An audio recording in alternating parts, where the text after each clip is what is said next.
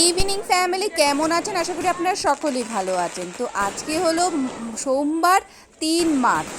পরীক্ষা শেষ হতে না হতেই বিয়েবাড়ি ইনভিটেশন ইনভিটেশন পেয়েছি এখন, সেটা কি আর ছাড়া যায়? এক্সামের টেনশনে একবারে মাথা খারাপ হয়ে যাচ্ছিল, তাই বিয়েবাড়িটা আর ছাড়া গেল না।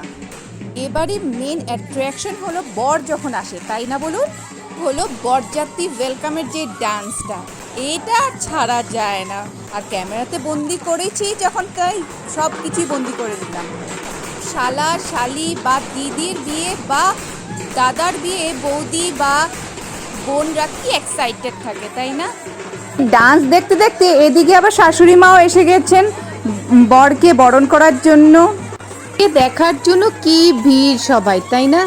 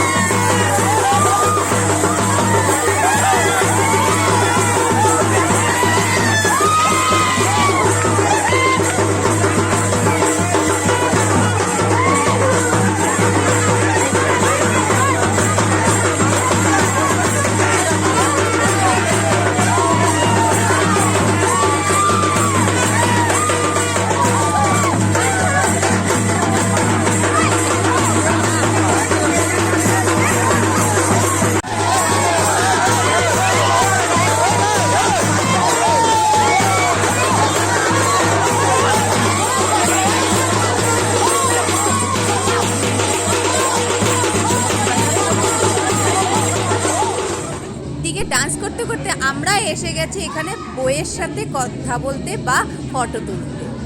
আসবো আর সবার সাথে কথা বলবো না, সেটা কখনো হয়? বিয়ে বাড়ি বা কোনো অনুষ্ঠান বাড়িতে সবাই সবার সাথে দেখা হয়, তাই না? মধ্যে হলো আমি বাড়ির ছোট বউ, সবার সাথে এত পরিচিতও নেই আমার। রিলেটিভসদের সাথে তো সব সময় দেখাও হয় না বা পরিচয় হয় না, তাই না? বা অনুষ্ঠান বাড়িতে আসলেই সবাই সবার সাথে পরিচয় হওয়া যায়, তাই না? এই সময়গুলোকে মিস করা যায় না একেবারে। আমাদের রিলেটিভসদের মধ্যে সবচেয়ে ওল্ড এজ মেম্বার পিসি ঠাম্মা, বয়স ও ওনার মেমোরি পাওয়ার হ্যাভি স্ট্রং। চলুন এবার সবার সাথে কথা বলার পর এখন হলো খাওয়া দাওয়ার পালা। দাদারাও তুলি।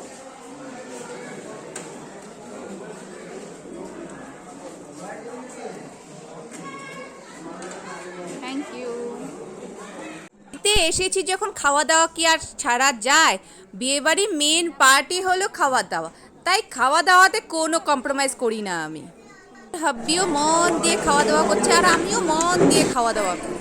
বিয়েবাড়ির খাওয়াটা একটু মন দিয়ে খেয়ে নিই, বিয়েবাড়ির খাওয়া বলে কথা, তাই না? আজকের জন্য এতটুকুনি। ভালো থাকবেন, ভালো রাখবেন। আর হ্যাঁ, যদি আমার ভিডিও ভালো লাগে তাহলে একটা লাইক দিয়ে শেয়ার দিয়ে পাশে থাকবেন। তো টেক কেয়ার।